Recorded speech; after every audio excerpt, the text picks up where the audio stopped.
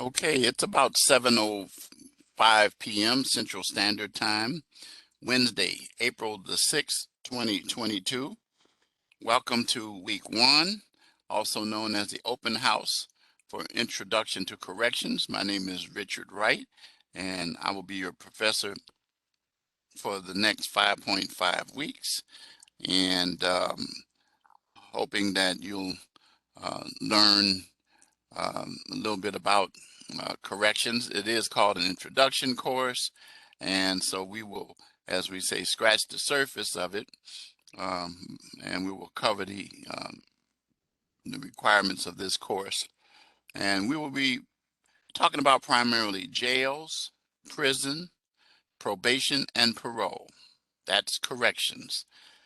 Nothing else is actually corrections. Jail, prison, probation, and parole. And as you can tell by the title of the course, it's to correct, which means simply that an individual has either pled guilty or been found guilty in a criminal case and is serving a sentence. If it's probation, then it's served outside of a jail.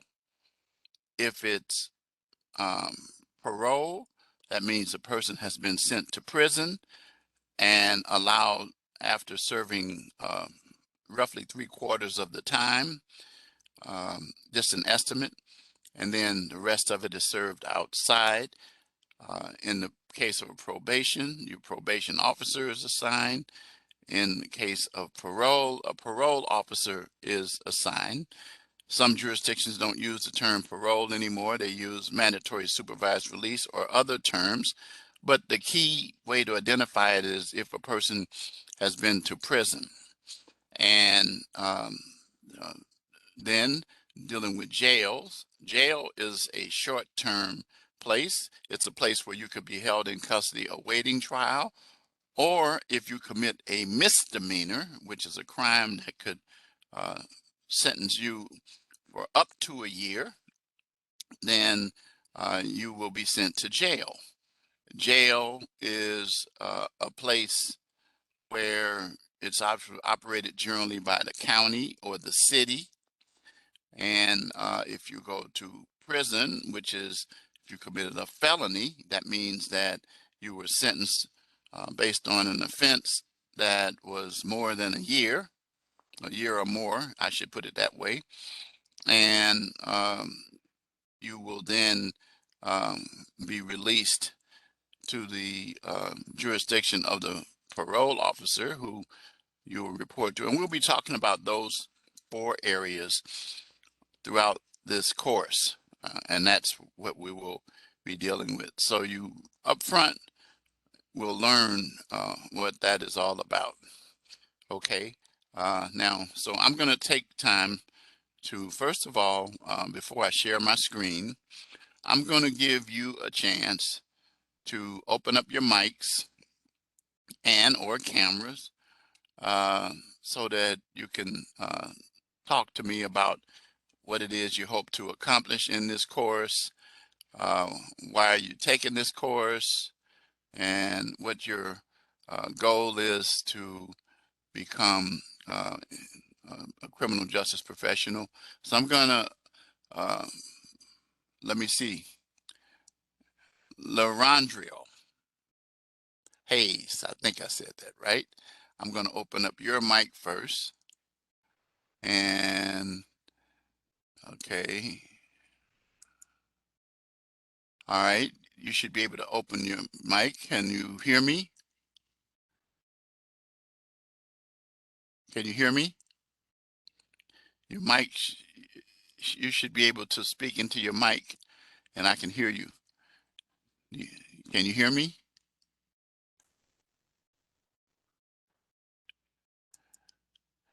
You have a mic? I see you have a mic there. Okay, I unmuted it. Click again. Click again.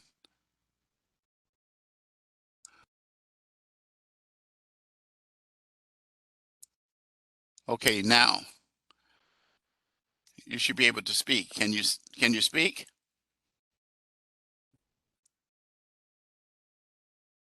You are speaking. For some reason, your mic is not coming on. I don't hear you. You can hear me, but I can't hear you. You should be able to. Your mic's not on mute. Is the volume down? I don't know because I can't hear you talking. Okay. Okay, I'm going to do it this way. Let's try. See if I can unmute all. Okay, now you can unmute yourself.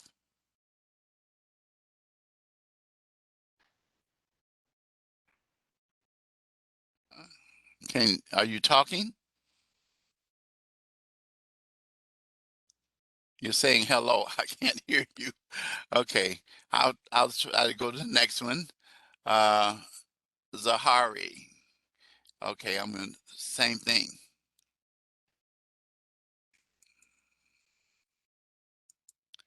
I don't know why it's not working there. You guys can hear me. Can you hear? Can you unmute yourself?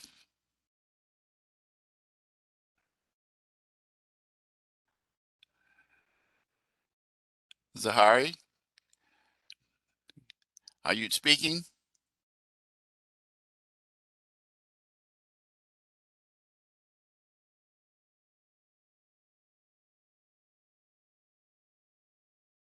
Okay, I don't know what's going on.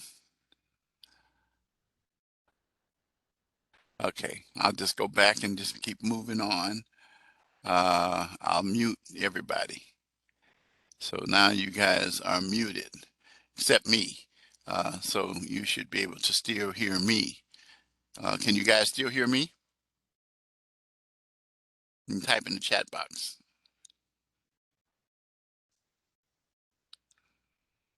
Okay, all right. All right, so anyway, I'm gonna go ahead and get going from here. Seems like I lost the other student. So I'm gonna go ahead and share my screen.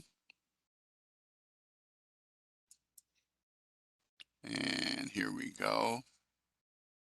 And now you can see the screen.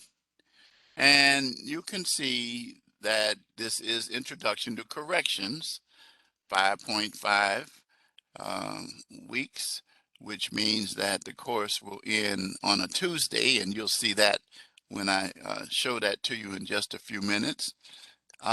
You will see this when you first open up. So here are messages. This is where students have sent me messages. Let's see if I got any. I have not. Nobody sent me a message. So it would be here. This is your grade book. And in the grade book, at this point, there's nothing. And the reason why is because, first of all, you should be aware that this week there is no discussion post. That's due. We'll reserve that to next week when we talk about it. But you do see that there's quizzes that will be taking place every week. Every week there is a quiz, and those quizzes are timed. And then the live classroom phrase or word that I give you during the course of each lecture, sometimes in the middle, sometimes at the end. So let's go to discussions, click on that. And there's a lounge where you guys have communicated with each other. But then I want to bring to your attention the course chat down at the bottom. This is where you can learn things about me, and it shows you my family. That's me, that's my wife, that's my son Julian, who is going to be 22 Sunday. Julia, she's already 22, she'll be 23 later. Then there's Richard Jr., who will be 26 in May. And then Jillian, who's bigger than this now, she's going to be 14 April 15th, getting ready to head to high school, the last of my high school kids. And then this tells you a little bit about me, and it shows you me as a young man, 28 years old, getting my law degree from Northwestern University School of Law from Dean David Reuter. Dean Reuter went on to become the Securities and Exchange Commission head under one of the presidents. I forget which one. Tried to get a lot of us to go, but a lot of us decided to go into private practice. This is a mnemonic that I have that'll help you succeed in this class and other classes. And this is what I did. I did every one of these, even though it spells lawyers. What you want to do, it will still be beneficial because you need to do every one of these things to be successful. All right. I do a whole lecture about that, not in the college, but at various schools, high schools, grammar schools, and some other colleges I've been to. This is my email address for the university. This one doesn't have a 2 in it because that's my college email, but either one, richard.wright2@Rasmussen, or without the 2, it'll still get to me. This is my personal email, richard@wrightgodisable.net. And this is my phone number. You will get to know this phone number, 630-660-8480. I have the phone everywhere with me. It's right now in front of me. Now, you can call me or text me. You'll see more details about that in a few minutes. And that's the number that you'll want to keep handy. This number is office, but I'm off campus working. So really, it doesn't really matter that you know this number at all, okay, because I am working remotely. All right.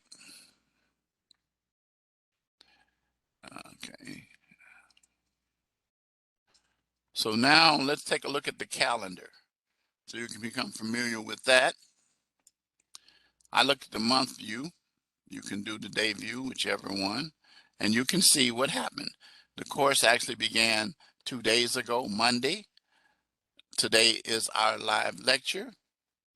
And then your first assignments are due the 10th, which is Sunday. Your live classroom phrase or word, your quiz, and your written assignment. And then you'll notice that starting next week, we deal with discussion posts. Again, I'll reserve that till next week. Just be aware that your initial post is due before the lecture on Tuesday. All right. And it goes on every Wednesday. We have our lectures every Wednesday. Then if you go over to the month of May, which is when the course ends on the 10th, our last lecture will be the 4th. That is a week 5 lecture. There is no week 6 lecture. So when I get to week 5, I will be covering the topics for week 5 and 6. And the course ends on May the 10th at 11:59 p.m. Central Standard Time. Absolutely, that's the end of the course. All right. So you have this information available to you. By the way, if you were to click on any of these things, it opens up and it'll take you to the day, and it'll tell you down here at the bottom. Let's see. See, the screen is not going that low, but at any rate, it tells you when your assignments are due.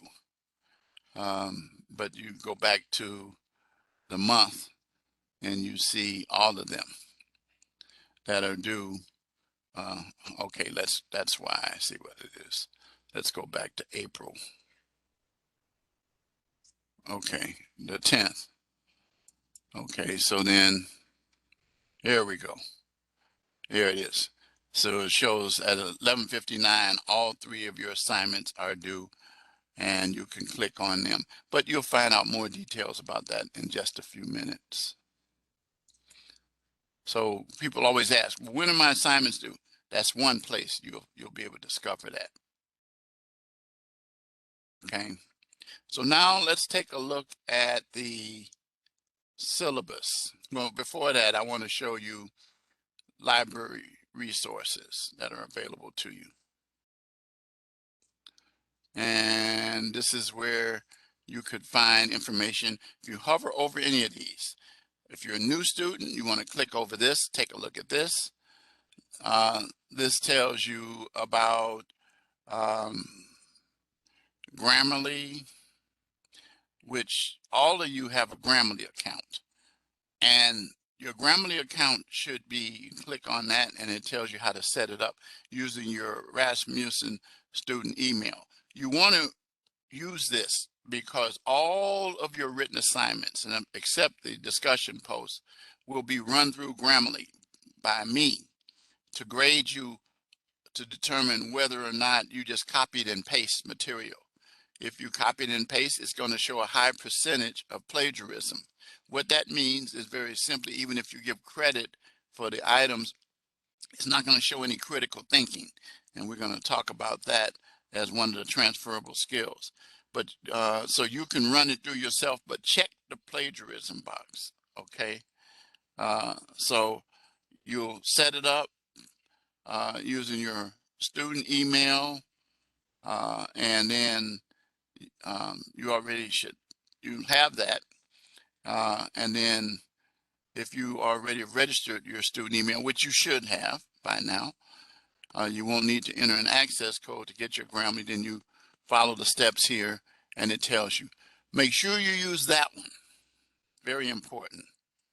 So anyway, APA, let's get that out of that now. APA, which leads you to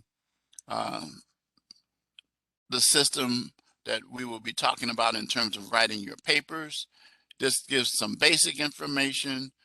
And then if you're on this page, it tells you can chat with the librarian, and there are hours that you can chat with the librarian. You can also get help with tutoring on this as well. Dealing with that APA tutoring is available. All right. These are actual students like yourself who are in that position. In fact, I usually ask if there are any students who are interested in doing so, but you have to have a certain GPA. I don't know if any of you have established that yet, but the point of the matter is that I'm always asked to submit names. I have a bunch of my students who end up doing that. The transferable skills, which we're going to talk about briefly. You can get more details by going through each of these.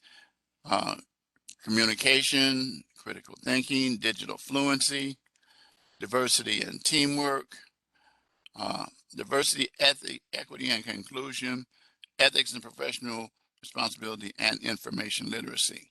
These are skills that employers have identified that they want you to be proficient in, and I'll talk about them in a little bit. But there's everything that you need to do. How to meet with a librarian, tutoring. You also have research tools. There's more about tutoring, the library services, and so forth. All right, you'll see that again. All right, so now let's go to the syllabus. The syllabus is the agreement between you and the school. I'm gonna put that in the middle there. And it gives the name of the course, tells you who your instructor is. This is what I was referring to earlier. And this is my office hours.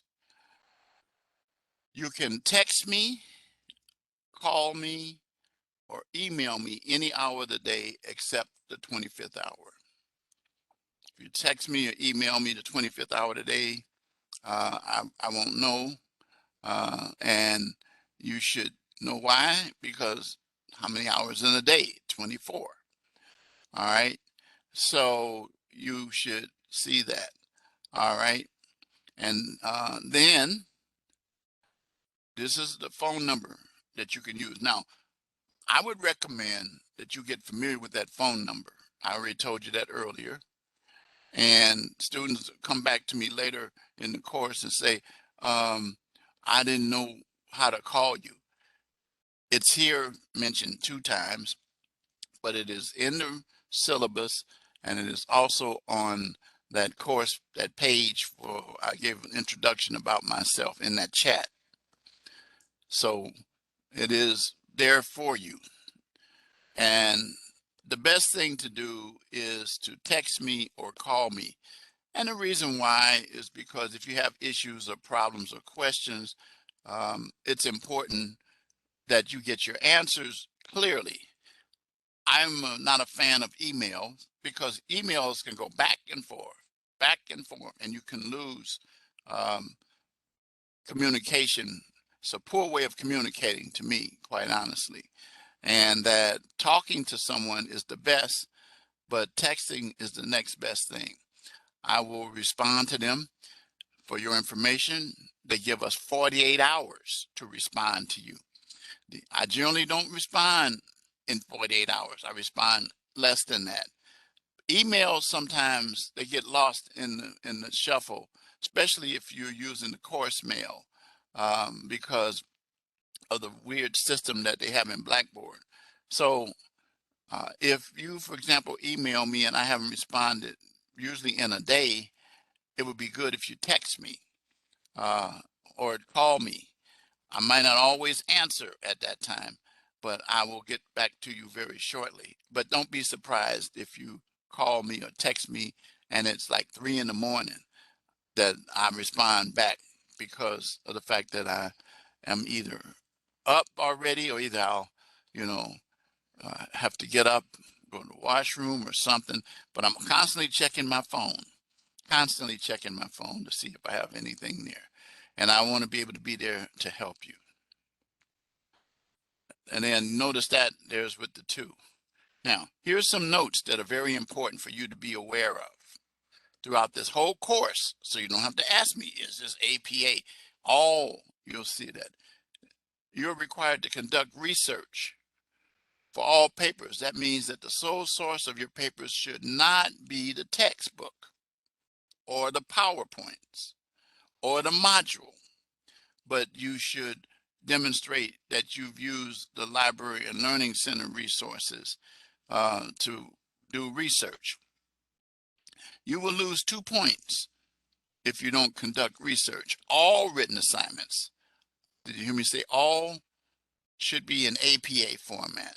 That's why you're going to have to be familiar with APA, and I will provide guidance for you, but then you just have to utilize the sources that we have, whether it's tutoring or the systems that are going to be in the course, as well as those under resources tab.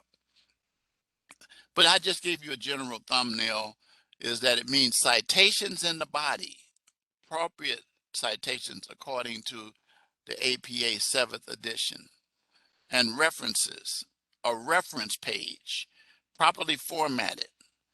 Pay close attention to the rubrics and the module for all written assignments. When I submit your comments about your assignments, if you did well, I will be just checking the boxes and you'll see you got 100%. If you did something off, I will put a comment in the rubric, in the grade book. That's where you will find it. Trust me, students reach out to me all the time wanting to know, I didn't see any comments. That's because you go to the rubric by the assignment. You got to go through to the rubric in the grade book, and it will tell you.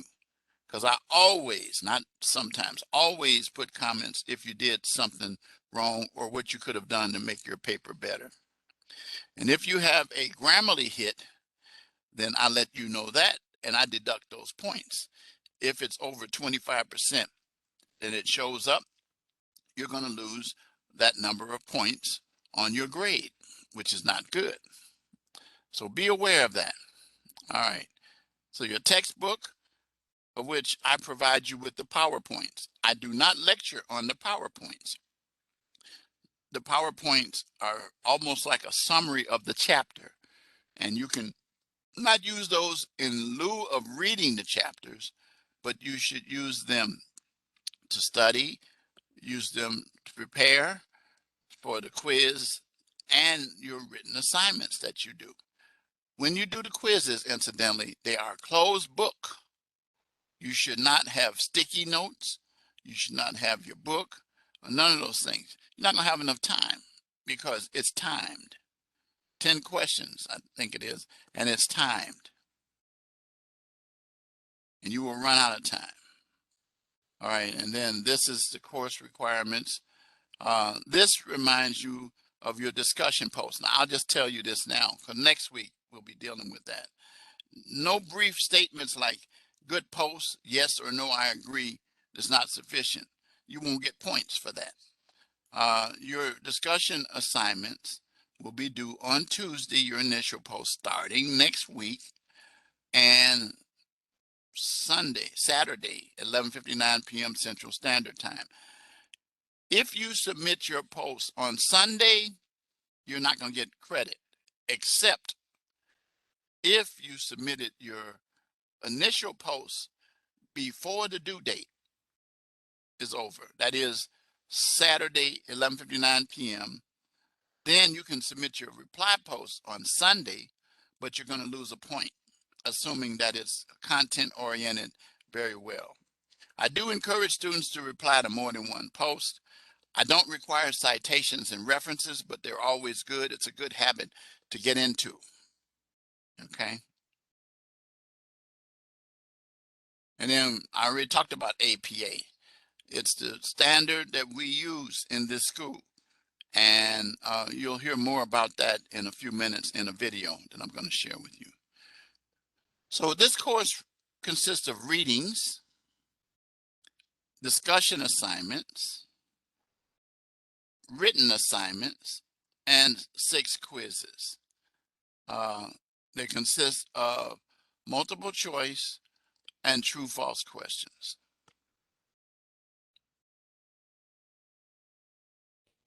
And here's how the breakdown is. You get 150 points for discussion posts, or 24% of your grade. Your assignments, written assignments, that is, 280. So if you add those two together, you got 68% of your grade. Quizzes constitute 168 points, or 27%. So it behooves you to do well on the quizzes. And then you get points for, you get 5 points for giving me the right key phrase for your live lecture. That's the 30 points, or 5%. Don't neglect this. And don't come to the lecture just to listen for the key phrase. You want to learn the content, because the key thing that you should be doing is not to get in this course to get an A or a B. You should be in this course so that you can learn more to prepare you for the area that you intend on going into. And criminal justice professionals, even if they aren't going into corrections, it's always good to learn about it. I wasn't in corrections. I was a lawyer. I was a police officer. I was a paralegal. I was an investigator. I did all of that stuff in my career. And but I knew a lot about corrections because it came in handy representing my clients. All right. So anyway, I teach from A, B. I do not teach from C and down. Never text me, call me, or email me any hour of the day to ask me how to get a C in my class. I'm not going to answer it for you. I'm telling you that up front. I'm not going to do it, because you can do that all by yourself. But if you follow the processes of the rubric, the module, and the things that I say in the lectures, I guarantee you that you will end up with an A or a B. I guarantee you. All right? But you got to put your part into it. All right, let's go down here. If you need special accommodations, you talk to your dean at your campus, and they let us know this, and we operate like this. The transferable skills I referred to earlier that are mentioned here are communication. Employers want you to be proficient communicators in written and oral communication. You have to be able to communicate with people verbally. There'll be people that you communicate with who speak in a different language, but you still have to deal with them. You'll still have to connect with them. You might have to have some help, but the key thing is essential. And written communication is very essential because your written documents become exhibits oftentimes in court. And people like myself as defense attorneys prey upon people who have poor written communication. Even so petty as if you have a lowercase I standing alone, which you should know from grammar school, that I, whether it's at the beginning, the middle, or the end of a sentence or anywhere, always is capitalized. But if you have a lowercase, you're going to get busted out in court, and you're going to made to look unprofessional, and you'll lose your cool. From 1978 to 2000, I did that so many times with people. And very important, you have to have accurate information. I've won cases because dates were in reports, such as my infamous case that I had where a person claimed that my client committed the offense on April the 31st of whatever year that was. Now, I know there's no April 31st, but it was in the reports. The testimony was. And then when I did my closing argument, I brought up a poem that I learned that my grandmother taught me. It said 30 days has September, April. And I emphasized it. June, April, June, and November. Those are the 30 days. All the rest have 31, except February, which has 28 and 29, depending on if it's a leap year. So I won my case because it was incorrect. And in the criminal cases, you should know the standard is beyond a reasonable doubt. So if you have a little bit of error, that's adequate. That means that maybe you were wrong about something else too. But anyway, that's why written communication is so important, and the accuracy of it. Critical thinking. Critical thinking involves you making the document yours, your thoughts, analytical minds. I'm a natural critical thinker, natural, because I went to law school and they taught us what's called the Socratic method. And so I am, you know, so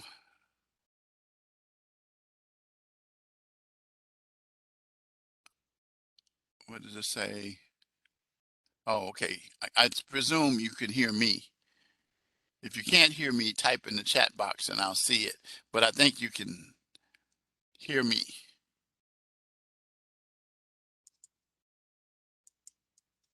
I don't know.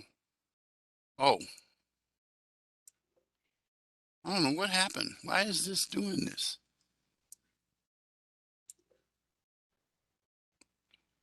Let me see. Something's going on here. I don't know what it is. Let me see if it's something with this.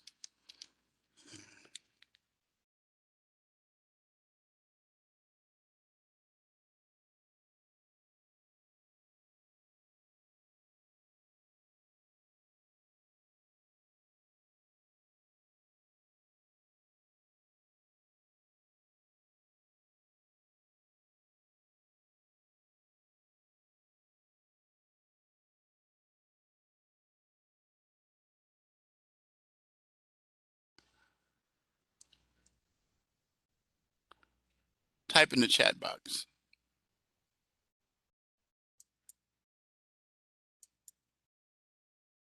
You can hear me? Yes?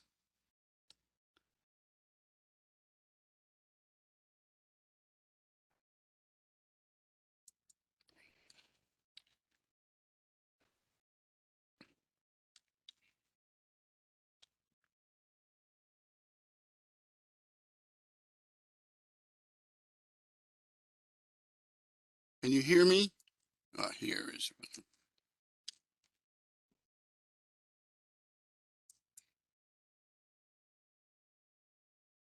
Can you hear me?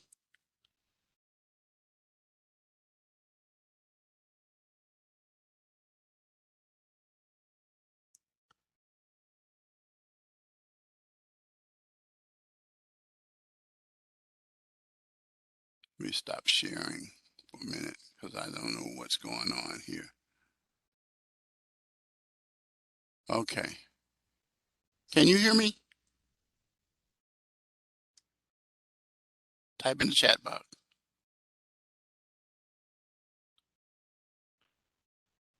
Okay. Did you hear me all along? You heard me all the time?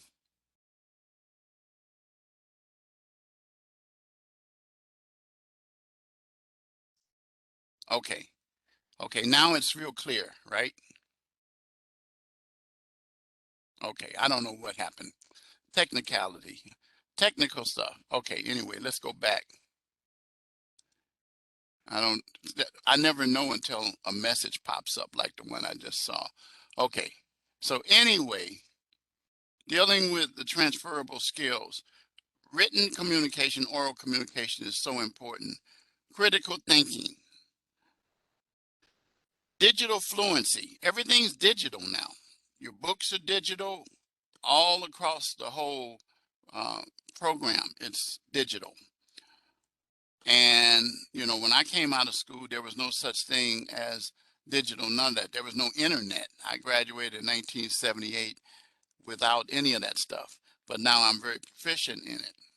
So you got to learn this because you're going to be using it when you become a professional. Everything.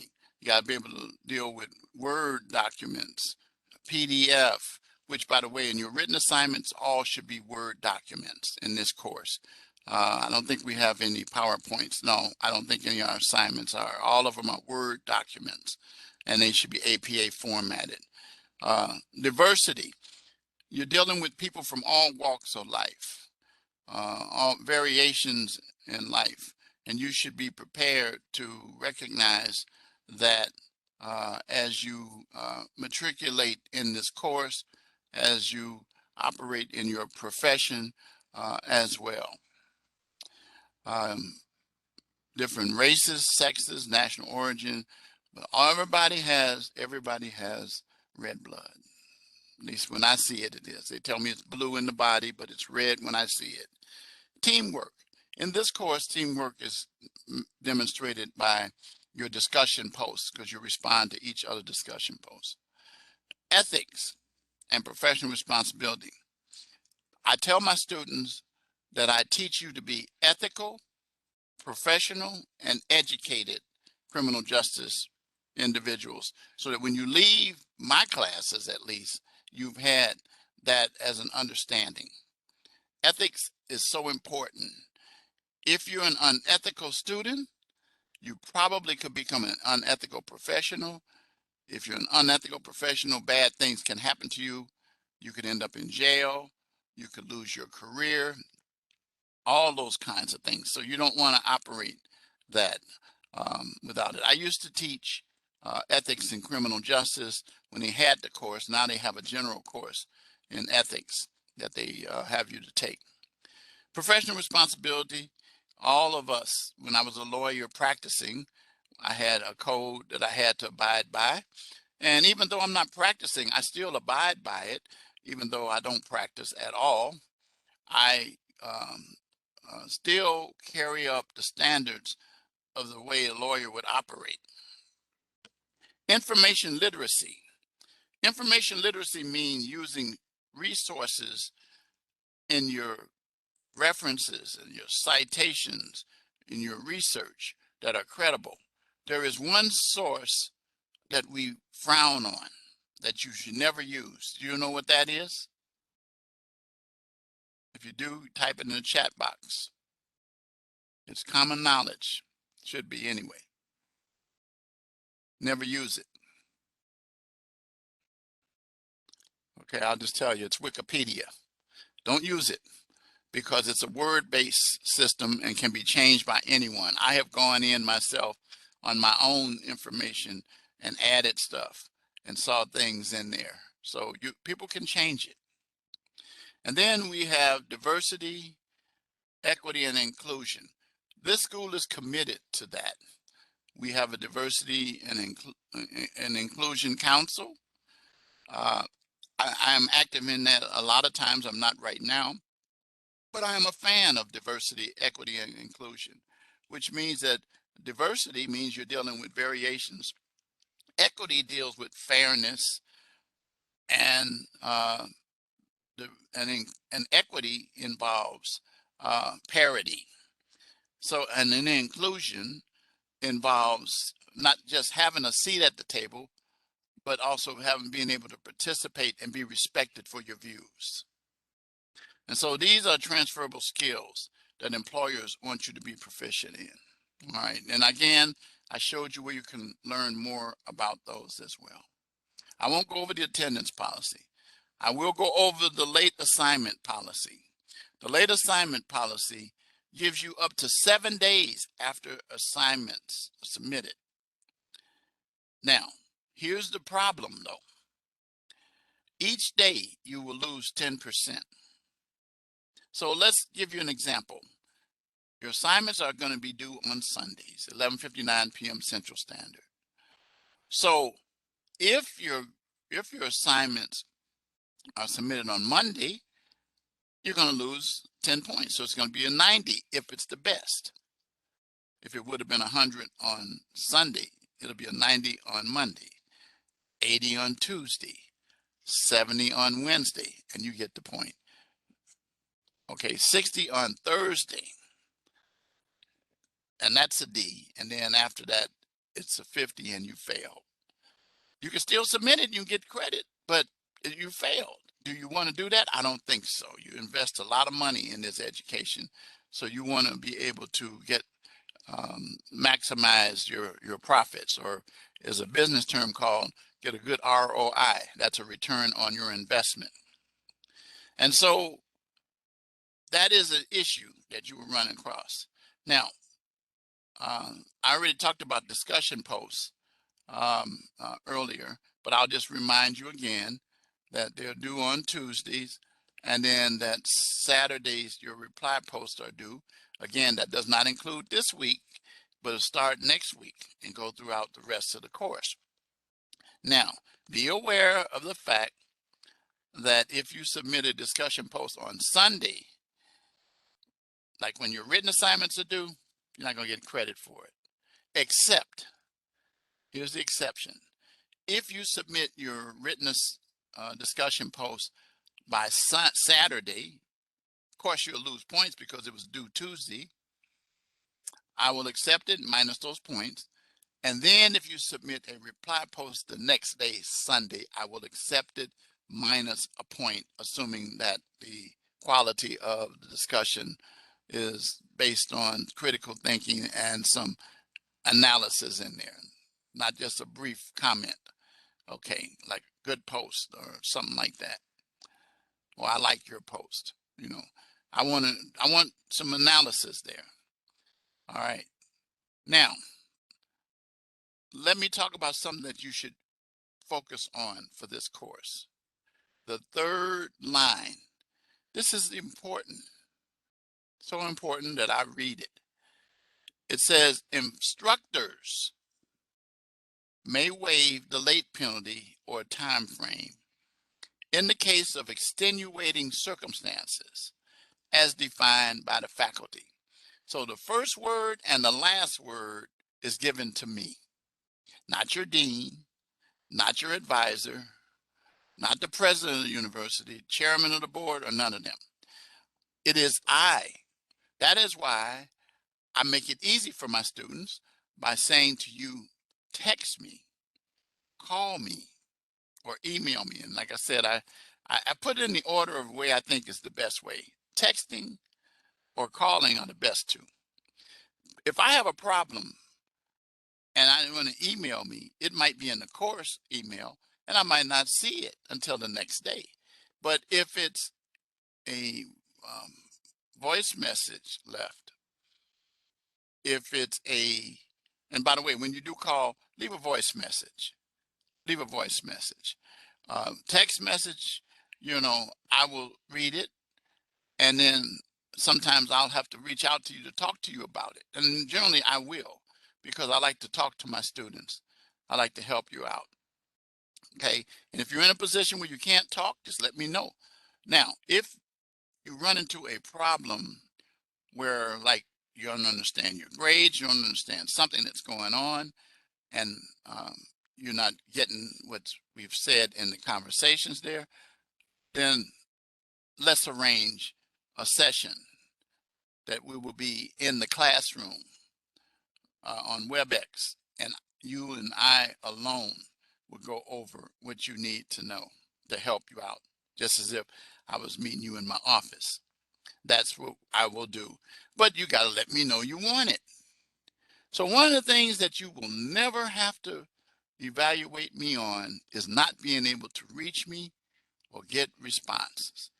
I put the ball in your court because you're adults and you should be able to do it. I had a student one time tell me, well, I'd like to be able to meet with you, but I don't have that kind of time. But I'm having trouble understanding what's in the grade book and some of the things that are said. Well, guess what? I couldn't help that student because he said he didn't have any time. If I'm really willing to get a time, at least you be willing to do it too. And please don't, because the school knows me about this. They know my commitment to this.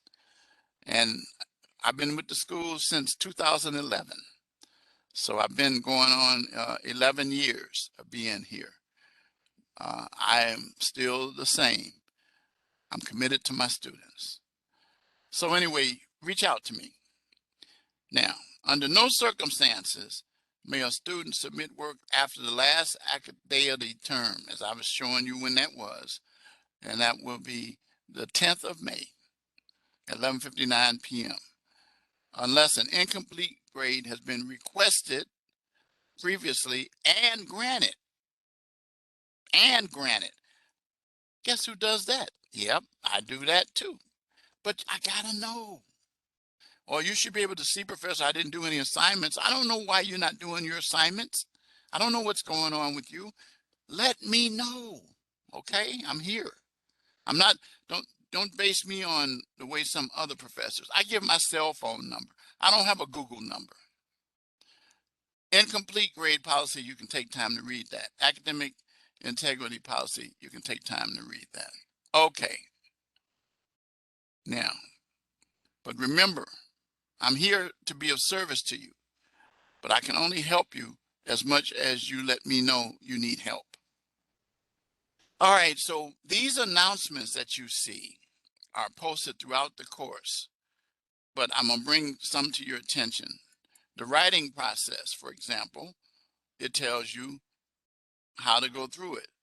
And I mentioned Grammarly already. There is a writing lab. If you submit your papers to the writing lab and they are not back by the time, I think they have a 48-hour turnaround, then you are not going to do well. By the way, submitting them to the writing lab doesn't always satisfy the requirements. Your most important thing to do is follow the rubric. And I will talk about that before we end today. I'll talk about it every week. Deal with what's in the module and what I say in the lecture, okay? So the writing process. Now, this is something to help you out, to let you know that I know life happens and you're gonna run into things. This is a little story about me. And you can, it's going to be one that you can look at on your own time. You can even share it with your family, your friends, and it lasts an hour and 3 minutes. And I share with you the adversity that I went through to get to where I'm at. I'm under some adversity right now because my mom suddenly passed away on me near the end of the last term. The 18th was the last day. She passed away on the 16th, and I had to finish out I had to get my grades in by that following Monday. So it was tough, but I did it. I worked through it. The point of the matter is that, I didn't get an extension or none of that. My dean was there to support me, but I says, no, I'm going to get this done because the students need this information. The point of the matter is that you will have to work through adversity. And I expect you to do. There are some things that you cannot do. We had some issues with COVID, and we're not out of that yet. And I've dealt with that. We had deaths like what I just had, and those kinds of things. We had extended periods of sickness and stuff like that. So, but anyway, listen to this. I invite you to listen to it. All right. APA assistance. I've talked about that earlier. Click on this link. This is another place that you can find the information that you saw earlier, and it helps you out. So I have it in an announcement here as well, right up close and personal for you. Not every professor does that. The academic integrity video is one where I'm going to play right now. And I'm going to take my headset off. It lasts about 4 minutes. The volume might be a little off, but you can go back and listen to it. But there's also going to be closed caption. And I want you to pay close attention to this video. And it explains some of the reasons why we spend so much time talking. Okay, so now I've taken care of that.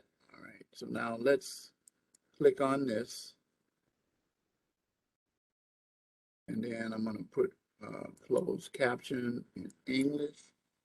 Okay, that should be on now. And pay attention to this.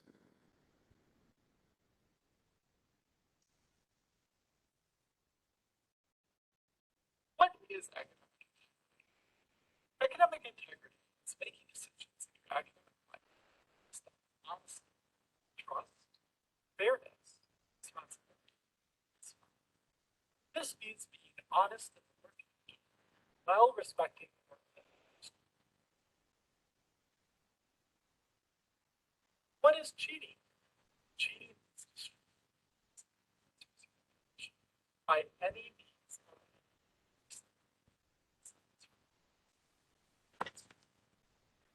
Some examples of cheating: asking fellow students or copying answers.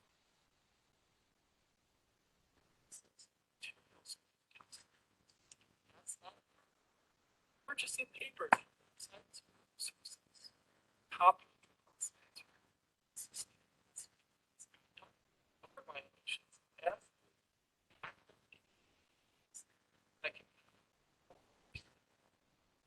always ask your professor if it's or to work together with classmates.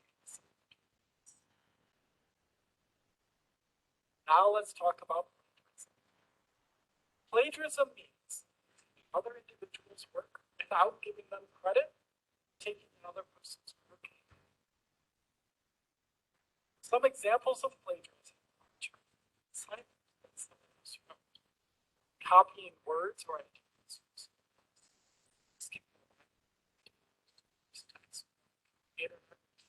or other material without giving the original credit, failing to put someone else's ideas in your essays, but changing a few. Plagiarism is not just about written words. It's possible. It's images or video as well. So how can you avoid plagiarism? Cite your sources, both in the body of your paper as in citations and on your references page. Whenever you want to use words, images, video, or ideas that were created by another person, you should cite that person appropriately as the source of that information. But how does academic integrity relate to the work world? College then? Integrity in the workplace is built while you are a student. Would you turn in a project document to your managers? Not if you want to keep your job. Individuals can be reprimanded. Following academic integrity guidelines while you are in school builds those skills and ethical practices that carry to. Okay, I understand how they're connected, but what do I do if I need more help? If you have questions on academic integrity, consult your course syllabus, talk with your instructor, and if you need assistance, how to avoid plagiarism, contact the Rasmussen Library team, live chat, or schedule a research appointment on.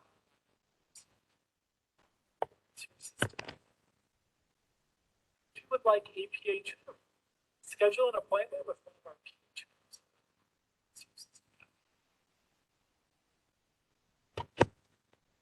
Okay, so now you see of us talking about APA and how important it is. I do point out to you that in writing APA, if you cite a case, a court case, please cite it according to the official court case. Most of the cases that you use are Supreme Court cases, and those usually start with a number, and then it'll say US, and then it'll have another number, and then in parentheses, it'll have a year. And so it'll have the name, like for example, Miranda versus Arizona. And we won't be dealing with that much in this course, but and then it'll have the number of the volume of the book it's found in. It'll be the US, which stands for United States. Then it'll show the page where it starts, and then in parentheses, the year that the decision was issued. So that's what you want to do, at least once in that paper, usually at the beginning. So academic integrity is so important. As I said, we've tried to build it into you. I spent some time talking about it a few minutes ago, but it is absolutely essential. This is the welcome announcement, which I just share it with you.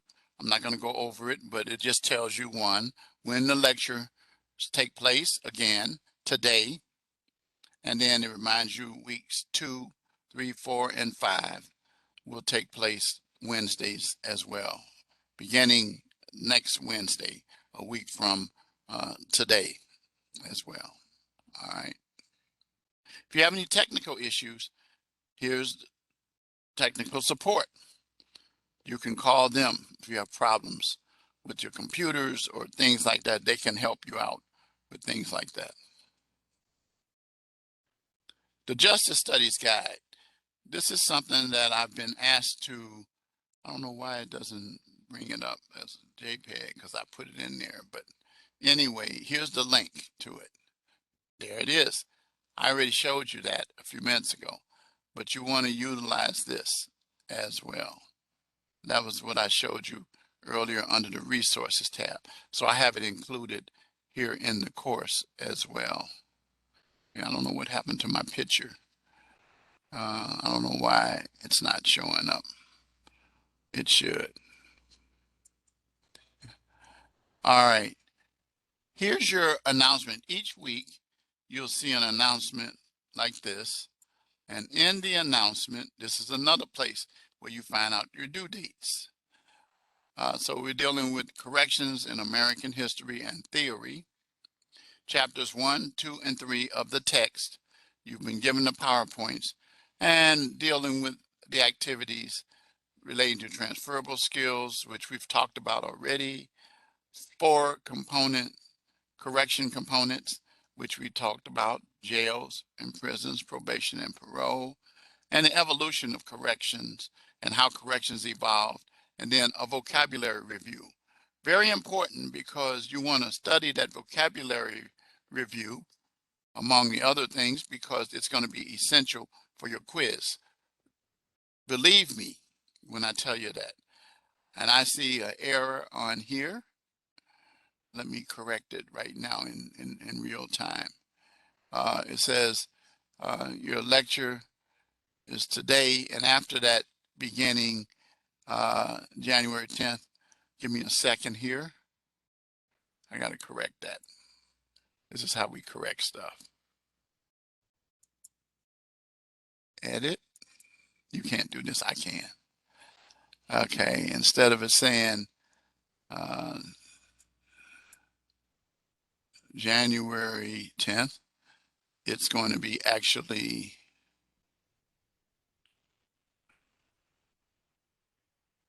let me get this in here. For some reason, this mouse won't. Here we go. April 13th.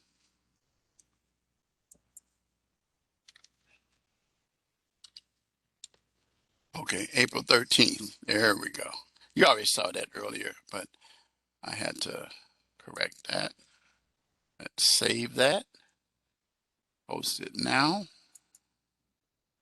And when we go back and look at it again, it will be corrected. There we go. All right. So, but everybody pick that up on that. That shouldn't have nothing to do with not being here today, but I did correct it now. And then each week you want to look at those announcements. And I remind you that there is no discussion assignment this week, but there generally will be. Complete the quiz and the written assignment components of corrections. You know what those are already. Do this Sunday. And then it tells you when the open house, which is taking place right now, and it encourages you to start strong and to finish strong, and in between to be strong, and adversity to springboard success. I remind you of that every week, but you know my story in there if you have a chance to take a look at it. I do encourage that. So that's where you'll see also that.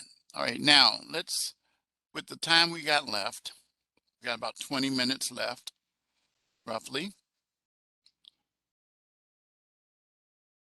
Let's look at the module. Okay, so let's start out by dealing with the written assignment that's due. That's due, and it gives a due date, April 10th. Move that down there. And it tells you the due date. And it actually tells you the points and all of that stuff. And then the rubric, which we're going to look at. But let's look at this. Now, here's a scenario. You've been asked to be a part of a team. The assignment is to update your county's website with an overview of the 4 components of corrections. You already know what those are. And to bring this to the public. Create a visual concept map or infographic. Now, please hear what I'm about to say. Do not get caught up on using an infographic system that will not allow you to do a Word document. Very important. Very, very, very important. A lot of students mess up with this because it's got to be in the form of a Word document. You see it down there? And they come back and says, oh, I couldn't get the infographic in the infographic document. Very simply means you can do like a chart. You can create a visual, and it can be colorful. But the point of the matter is you got to have an explanation of the functions, these 4 components. Describe 2 unique elements for each component.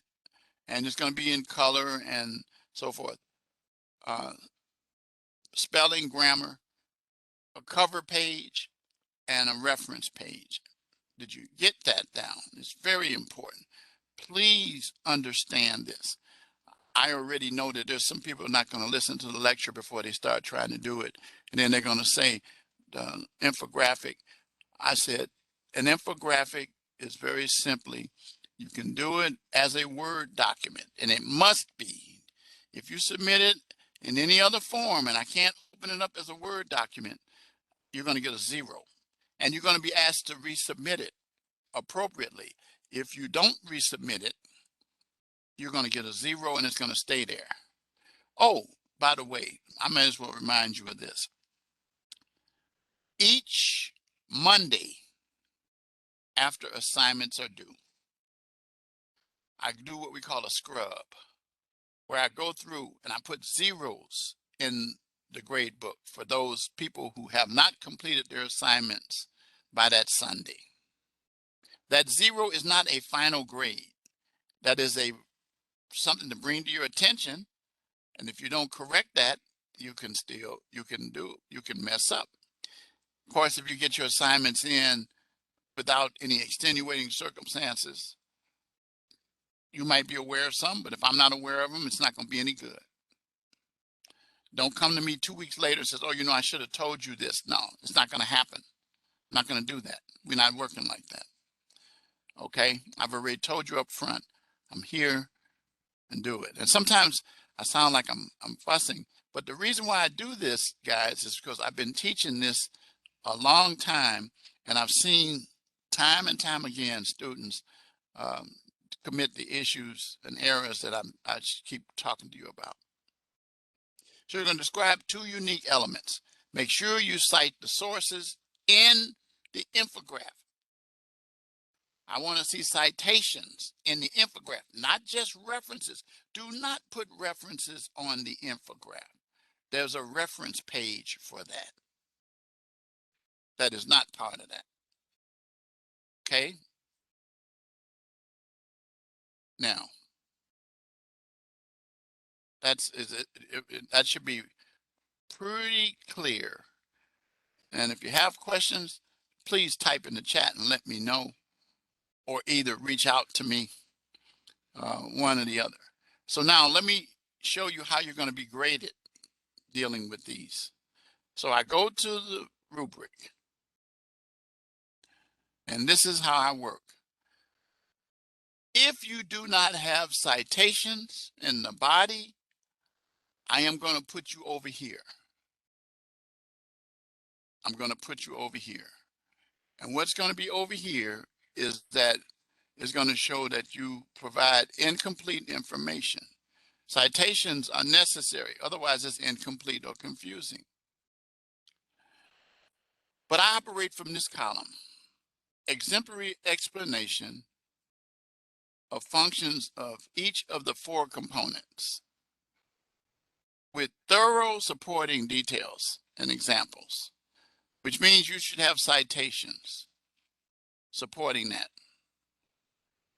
Same with unique elements of the components, the 2 of the 4 components. Exemplary presentation in colors, font, free of spelling errors and grammar. This is the column that you want to work through. You don't want to work through this over here or here or here. If I had my way, I would take these out, but I don't, because when you get your grades, by the way, let's say, for example, you don't have that, then you're going to have this column, and then what's going to happen is I'm going to put a comment in there in the grade book, and it's going to say you did not provide credible sources. You did not provide citations. Oh yeah, but I put references. That's not going to get it. APA, it's APA. And APA I've gone over about what that is. Very important. Okay. By the way, you can do it as many times as you want between the due dates. All right. Now, I will add this to it. Your written assignments that are due on Sunday, the grades are due back from me to you by Friday. So obviously this Friday, you're not going to get grades. Well, you could, but you don't, it doesn't necessarily have to be, because the assignments aren't due until Sunday the 10th. All right. So that means that the following Friday, and that's where it works all the way throughout the course. So students will say to me, well, Professor, I completed the assignment early, but I didn't get it back until that Friday. That's because it's within the period. That's the key thing. And again, I had a few students say, well, if I'd have gotten it graded earlier, I could have submitted a correction between that time. Not necessarily, because of the fact that I emphasize making sure that you reach out to me if you have problems so we can get it. I don't give students 3 and 4 times after I've graded, or 2 times. No, they say, oh, I forgot to put citations in. Can I do it now? No, you cannot. I'm telling you up front that it's important to do. Okay. I spend a lot of time and effort doing that with students. Then your quiz, I'm not going to click on that because it's a 30-minute quiz. All right. Then your live classroom recording, which this is where you, one of the places where you will find the link. Right now, it tells you, if you click on this, it takes you here. But if you don't click on this, what will be here is that the link to the YouTube video that gives you the lecture. Okay. And each week I will do that, and I will email it to you as well. All right. So then your live classroom word or phrase comes in right in here. And you put that in and then submit it in the Dropbox, and I give it to you. All right.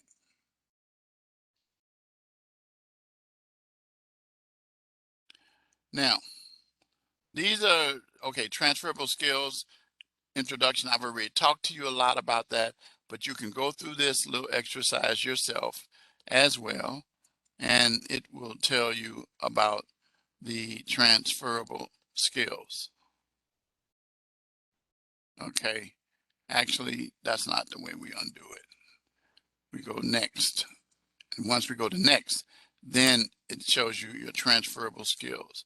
And then you go through and you can look at that, hit next. Okay. And then Rasmussen's top transferable skills. You can click on each of these in the hexagon to learn more about each of these skills as well. Okay, like communication, critical thinking, and so forth. Okay.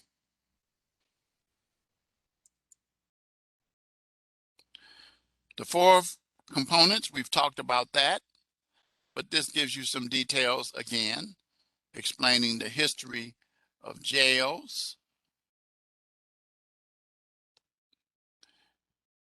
prisons.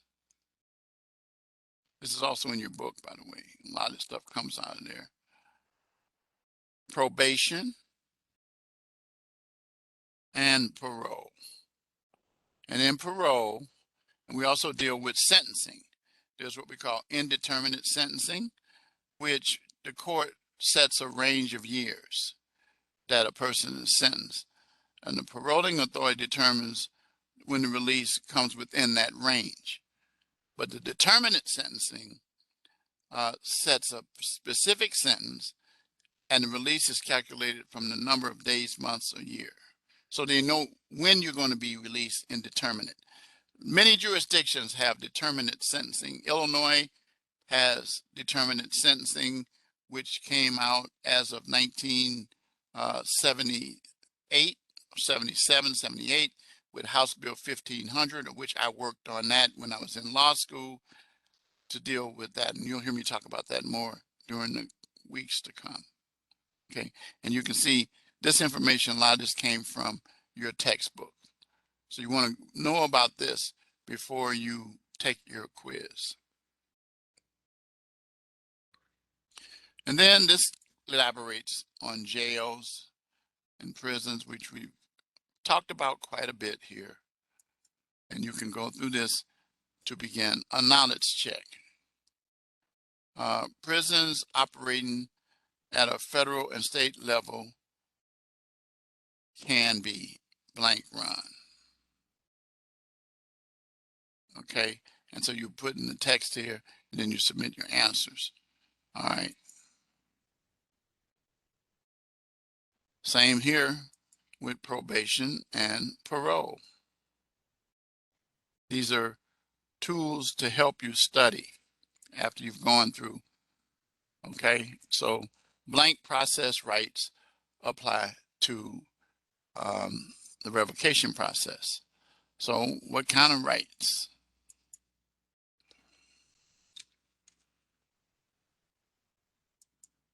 Let's see if that's correct. Yep, due process rights. So you'll learn that from your reading as well. So you go through and you do that.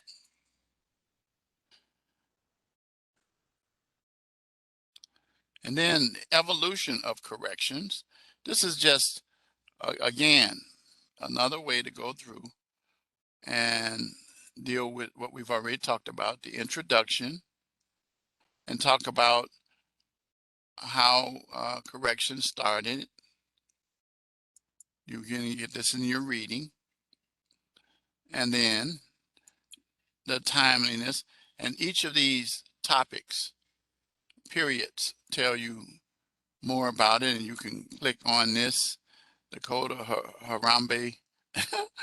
We have that actually at the law school on the wall. It took us a long time to know how to, Harambe is, that's how you say it. And this started the concept of compensation and goes all the way through. And then you click on each of these and you go all the way down. And so that's how that works. All right, these are tools to help you after you've done your reading. And then finally, your vocabulary review. Remember I said this is important. So you want to go over this. And it's non-graded because you want to learn about this. So you begin. Which of the following describe the term corrections? And uses as a program, service, facilities, and organizations responsible for the management of individuals have been accused or convicted of criminal offenses. Is it the law of retaliation, the principle that punishment should correspond in degree to the kind of the offense? Actions and practices of individuals and institutions designed to induce conformity with the rules and norms of society. So let's try this one. Here it is. The programs and organizations, and we'll be talking about those kinds of things. So you go through each one, okay?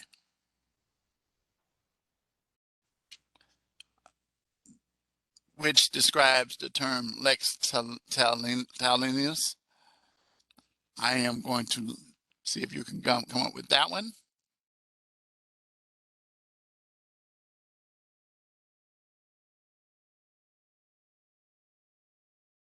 Some people think this is it. And that's the right one. Law of retaliation. So the point of the matter is just gives you a little bit about understanding. So that phrase will be on the test, by the way. All right, that's all I'm gonna tell you. Well, that's about it for today. I hope that you got a good start here, and if not, you know how to reach me. So I'm going to give you a phrase, and the phrase that I want you to do to get your points is very easy. It's one word. It's easy. Corrections. That's it. Excuse me. Give me corrections, and you get your points for this week. All right. Remind you, I'll see you again next Wednesday, the 13th at 7 o'clock, and those lectures will go 1 hour. Today went a little longer because I wanted to go over the systems, but I won't go over that every week. So I will see you next week. Stay safe. And again, you know how to reach out to me if you need me. Have a good one. Good night.